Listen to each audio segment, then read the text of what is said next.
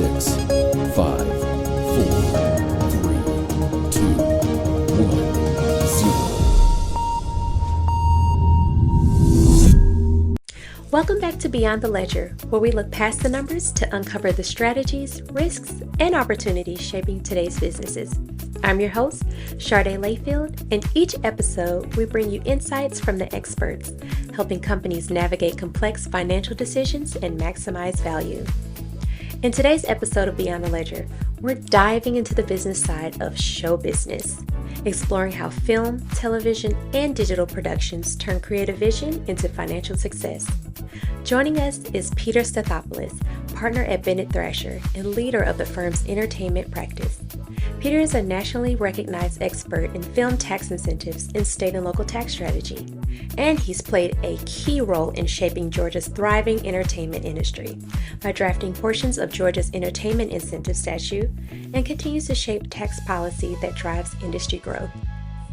Peter is a founding member of the Georgia Post Alliance, chair of the Government Relations Committee for the Georgia Production Partnership, and serves on the steering committee of the Georgia Screen Entertainment Coalition.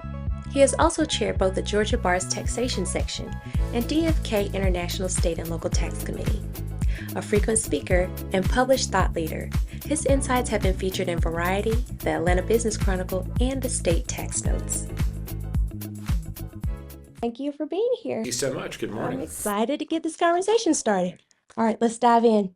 Yeah. All right, Peter, can you give us an overview of Bennett Thrasher's entertainment practice and how it came to life? Yeah, sure. So I think it's kind of neat that even though we're based in Atlanta, I would say we are probably North America's leading firm in entertainment incentives. Starting in about 2008, when Georgia passed its current film credit, which we're going to talk about, Bennett Thrasher just happened to be placed in the right space where we got some clients early and picked up some motion picture studios, which in turn led to picking up some streamers and some networks. And all of a sudden we had an entertainment practice. We started off in Atlanta, in Georgia, just because the Georgia film tax credit, but because our clients were national, we followed them around the country. So then we started doing New York film tax credit audits, and then New Mexico, and then Virginia, then Illinois. So now we have a national entertainment practice, which amongst other things performs film and television incentive audits. Nice.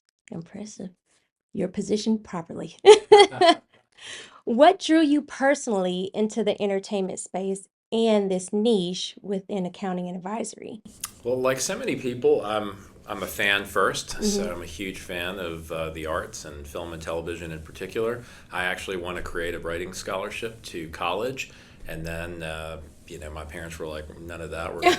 So I ended up in law school, and but even though my background is law and accounting, I found a way to get into the arts, and so when I saw this opportunity, it was great. I had a background in economic development before this, so if a business was expanding its location, whether it's a factory or a call center here in Georgia or in a nearby state, I had some experience negotiating economic development incentives with the state, and so film incentives were just kind of another iteration of that that I was able to expand into. Do you still dabble in the arts independently, though? I try to, yeah. So actually, independent of Bennett Thrasher for a while, I had founded a company that was producing scripted television content for one of the networks, and so yes, I've managed to keep a little bit of a hand. Keep a little creative part to your life. That's amazing. Thanks for sharing. Sure. All right. What types of clients do you serve? And what core services does BT provide to production companies and studios? Sure. So we have actually a very broad array of clients. So although I focus on film and television, the firm actually represents a lot of artists. So we have music artists, including their touring companies, merchandising companies, etc. We have athletes. We have professional gamers.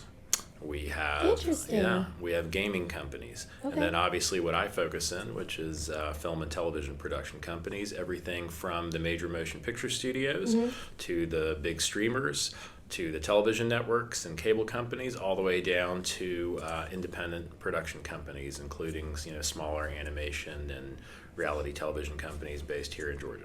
Wow, that's really interesting, especially how the industry shifts into new ways that people can create careers with like streamers and stuff. So that was very It's interesting. a constantly changing industry, and that's both kind of cool, but it also has a lot of challenges. So a lot of for stressors. absolutely. So I know you're going to talk about this.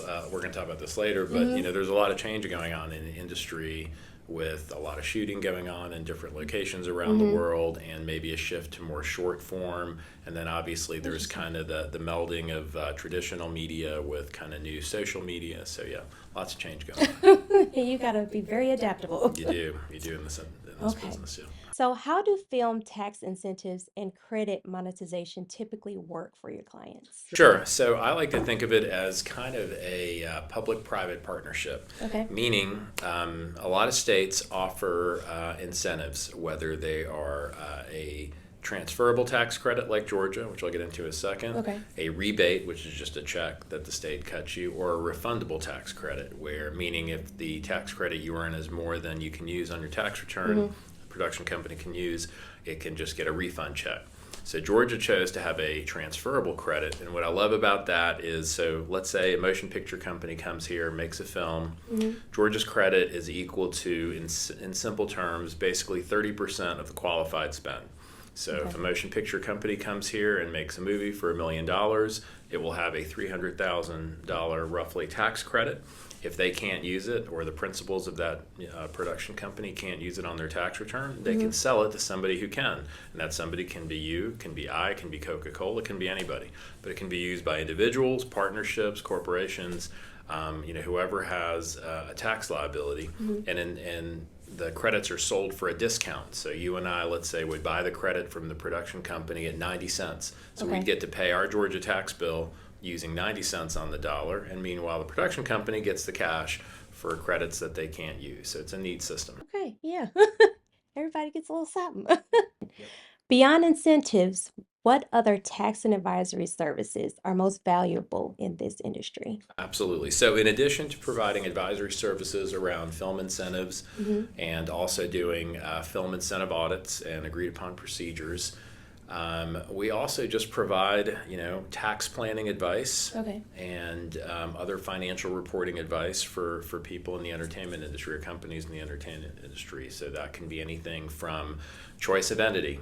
Somebody is forming a production company to film something here. Should it be a C Corp? Should it be an LLC? Should it be a partnership? How should transaction be structured amongst affiliated companies? So all that kind of thing. So it just really depends on, I guess, what you're trying to do, and you just have to make sure you on the individual side, sometimes when we're representing athletes, like right now with NIL, with name, image, and likeness, we might have a client that's trying to navigate what are the federal tax implications of NIL income? What are the state tax implications? Where do I file tax returns? It's all kind of very emerging law right now. I guess it can be very complex, especially if they're playing in different states. That definitely plays a huge role in taxes and how to file things, I'm sure. It does. And then, the other interesting question is, a lot of states have rules for professional athletes. Okay. But what is a student athlete, right? Is that a business? Should they be subject to the same rules as professional athletes? And is NIL income really the same as income for services of playing, a sport? So there's a lot of emerging issues. Same thing with social media. Should social media qualify for these film credits? Because it's an emerging area, not all state film tax credits really squarely address how social media should apply, including something called verticals. I don't know if you're familiar with those, but that is serialized entertainment, really short episodes that you can watch on an app. It's kind of an emerging media distribution form. So lots of... It is ever changing. It's just so interesting to see, somebody maybe just creating something out of fun and it literally transform into a whole structured business. It is. It's a fun area. That's what I like about the entertainment business. And another interesting thing is the change in incentives. So, Georgia, as we said, has a very competitive incentive. Other states, in an attempt to compete with Georgia, are stepping up their incentives. So recently, California, New York, and New Jersey, and Texas all stepped up their film incentives to try to get business away from Georgia. So it's very, very competitive. On top of that, a lot of shooting has been taking place internationally in Australia, United Kingdom, Ireland.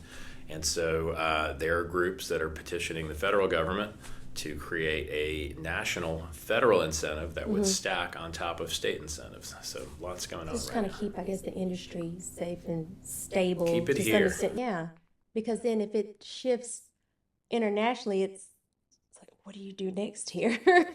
That's difficult. How would you describe the current film and TV production environment in Georgia right now? Yeah, finish your coffee.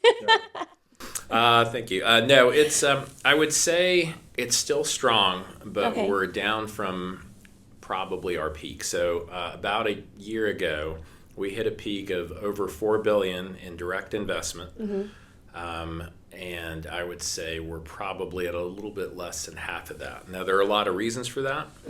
Part of it is just the labor strikes. After the recent labor strikes, WGA, SAG, DGA.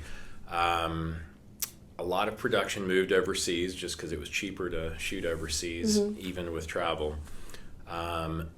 Also, there's just been a lot of change in the industry. There's been a lot of companies being acquired and sold. So, for instance, Skydance just bought, Paramount, Viacom. There's just a lot of mergers and activity going on. So, mergers and acquisitions going on. Okay. How does Georgia compare with other key states? I know you touched on it a little bit, but like New York, California, New Jersey for production. For the longest time, I would say Georgia had the gold standard of film tax credits in that Georgia's credit has no sunset date, so you don't have to worry about it going away. If you're a production company, especially if you want to set up a TV series here. TV series ideally can live for years, right? Right. So there's no sunset date. There's no cap, so you don't have to worry about the money running out. There's no above-the-line limitations. Above-the-line means amounts paid to your cast, actors, directors, producers. There's no limitations on that. Okay. There are no residency requirements, meaning you don't have to be a resident worker to take advantage of the credit. So it was just really simple, and it just works and very predictable and stable. In an effort to compete with Georgia, though, New Jersey and New York recently stepped up their credits, and whereas we're at 30%, in New Jersey and New York, you can get up to 50%. So, that's a big change. California also stepped up their program. So Georgia's still super competitive, but we have to keep an eye on the national environment to make sure we stay competitive. And I'll throw this in with other states that you just suggested and how they're kind of stepping their game up. What do you see right now with the changes, what Georgia should do now to take advantage to kind of keep the ball high? That's a here? big discussion that's going on is, does Georgia need to do anything? Are we okay? Can we rely on the fact, stay the same and just stay predictable and, be a good place for investment based on predictability, or do we need to try to compete with kind of these recent changes? Or should we wait and see how things go and see if these 40%, 50% credit amounts are sustainable in places like New York and New Jersey? Because there's always there's always an element of return on investment, and at what point is a credit efficient. So there's a lot of these discussions that are taking place right now at the Georgia Screen Entertainment Coalition, at Georgia Production Partnership, at the Motion Picture Association level, and luckily we're all involved in those conversations and don't have an answer, but we're looking at everything. It'd be very interesting if everybody's trying to top each other. Where would be the cap? Because some offers can get so absurd. I'm imagining it can get very absurd. So where are the controls to kind of make sure that doesn't happen and everything just blows up? That's the question. And, at the same time, there's recognition by states that this is a strategic industry, even at the federal government, right? If we let this industry go overseas and stay overseas, the U.S. has enjoyed a historical advantage of being kind of the home of film and television and other media. And so that's really a strategic advantage, being able to tell stories and our stories. And so same thing with Georgia, having people be able to tell their stories here is very powerful. A lot of people come to school in Georgia at UGA, Georgia State, CMII, Emory, et cetera, because of Georgia's film industry, and they want to get involved in this industry. So losing this industry is a big deal. So, Do you think, since a lot of people are shifting to other states potentially in certain capacities, do you think Georgia is a huge opportunity for up and coming talent and film producers? And would this be a great spot for them to start? I do. I still think there's a huge opportunity in Georgia. Georgia does not look like other states. Our storytellers are different. We just have a different mix of people that live in Atlanta and Savannah and other cities in Georgia. And so that's a huge advantage in that we have stories to be told that other states don't. And if we can keep this environment and keep our creatives here. The other thing is creatives like to be in environments with other creatives. So we have to kind of keep that critical mass. I think it's very important we keep our film tax credit and stay competitive. It may be necessary to change it. It may not, but that's all under consideration right now. Thank you. There are a few spicy ones in there. Yeah. Okay, so we'll stay on track. All right. So what trends or risks are you seeing in state incentive programs in film tax credits nationwide? Sure. So, there's a political equation, right? Although film tax credits are an important part of a state's economy, lawmakers are going to look at it and say, how much of our state fisc are we devoting to this particular industry, and is that the right mix? Because there's opportunity costs, right? So in Georgia, we have a lot of political turnover, right? We have new legislators. So every few years, we have to have this conversation, does Georgia have the right incentive? Are we giving the right, focus on this industry versus other industries? Luckily, I think this industry enjoys broad support across both sides of the aisle. And so I think it'll continue to have support, but it's always going to be a conversation. Is our credit right relative to other states? And, what can we do to stay competitive? This is not a very standard industry, so something's always changing, but it's, just like, hold on. The one advantage we do have, and I'm going to brag on Georgia, is Georgia has been ranked the best place to do business by a leading business magazine for 12 years in a row. Wow. So we are very business focused, and I have faith in our policymakers that extends to this industry as as well as all aspects of business. So I expect them to make the right moves. Yeah, especially as a Georgia native, you can say as much That's right. amazing things as you want. We don't want to move to LA. We want to live here. No, we want to live here, and we've got so many different types of places for everybody in the whole state. So I enjoy it. So yes, you can dote on Georgia anytime for me. For producers expanding into new markets, what are the top things to plan for before filming? I hate to blow our horn as accountants, but it's critical that you talk to financial professionals. Okay. Creatives are good at creating, and typically that means they're bad at financial affairs. So it's just so important. If you're going to get up to 30% of your budget covered, or 40%, of your budget covered by an incentive, you have to properly account for your expenditures in order to determine what's qualified and what's not, and maybe engage in a bit of planning. So maybe you could have used this vendor and gotten a 30% credit versus that vendor and gotten no credit. So the best way to do all that is to talk to an expert in production incentives and production accounting as soon as possible, to make sure before you start filming, before you start paying vendors, that you have the right entity set up, that your deal memos are set up correctly and efficiently for film tax credits, that your general ledger and accounting controls are set up to capture qualified expenses. Because unfortunately, we've seen many, many times where people come to us after the fact and we say, well, if you had done things slightly differently, you could have captured this or captured that and really optimized your credits. So as soon as possible is really the best thing to do. Thank you. Great advice, because yes, typically creatives aren't doing the structured business side as well as probably they could be. So, and it probably goes both ways. I think they'd like us to stay out of the creative line, right. As long as you got them on track, that's fine. Okay, looking ahead, what's your outlook for Georgia's entertainment ecosystem? I know you touched on it a little bit, but and what excites you most about where it's headed?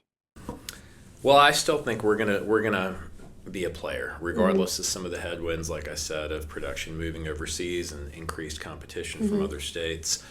we still have more students coming to Georgia specifically for entertainment-related majors, and it doesn't just have to be film production. It can be animation, storyboard, so many other kind of ancillary aspects, VFX, post-production. Wow. We're going to remain players because we have that core creative nucleus, and like I said, we have a stable incentive that's been around since 2008. And we have a stable business environment and broad support for this industry.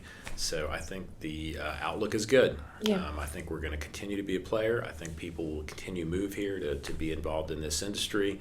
And I just think we need to make sure that we stay on top. And we have a strong infrastructure. We do. Yeah, we didn't talk about that. Please elaborate. Yes, let's elaborate. Yeah, so one of the cool things about this credit is, at first we passed the credit in 2008, and it led to production companies coming here. So you had massive amounts of production, and that was great. And then you had vendors move here, right? So because so much production was taking place, you had lighting companies, grip companies, transportation companies spring up in Georgia to serve all these needs, catering, whatever it is. Yeah. Then we started seeing creatives move here, right? You're filming here, however many weeks out of the year, you might as well have a house here. So all of a sudden, a lot of creatives were moving here, maybe not telling their agents they had moved to Georgia. But then the next step was infrastructure.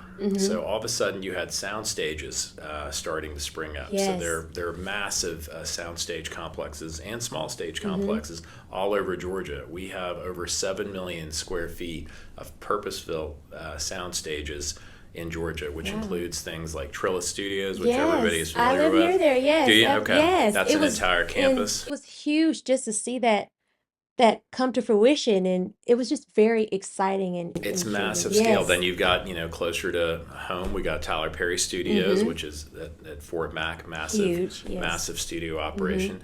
You've got Assembly Studios, which was, I think, the old Ford plant off the highway that you can see when you're driving on the almost highway. Not Dunwoody, but on like the perimeter kind of side of things. Yeah, and that one's cool because you can see it from the highway. Yes. You can see into their soundstage complex. You've got Eagle Rock Studios. You've just got Black Rock Studios. You have a ton of studios, and so and that all came for free. There's no incentive for that. And that's just film. That's just right. Film. That doesn't count. That doesn't count. The other music or music anything. or anything else. So we have great infrastructure. Yes. Thank you for sharing that. Because we definitely have a lot to offer here. So thank you for it. Was there anything else that you wanted to share that will help businesses or just insights in general in regards to the industry? Any last?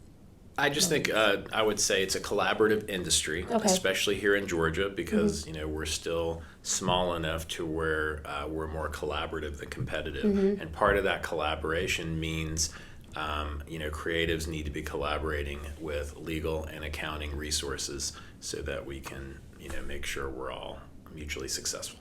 Yes. Yeah. Thank you, Peter. This was a great conversation. Well, thank you. I enjoyed it. That wraps up today's episode of Beyond the Ledger. A huge thank you to Peter Stathopoulos for sharing his insight into Georgia's entertainment industry, the evolution of film tax incentives, and how Bennett Thrasher continues to help production companies turn creativity into opportunity. If you've enjoyed this conversation, be sure to follow or subscribe to Beyond the Ledger wherever you listen to podcasts. And visit btcpa.net to learn more about Bennett Thrasher's entertainment and state and local tax practices. Stay tuned for our next episode as we continue exploring the stories, strategies, and people shaping today's business landscape.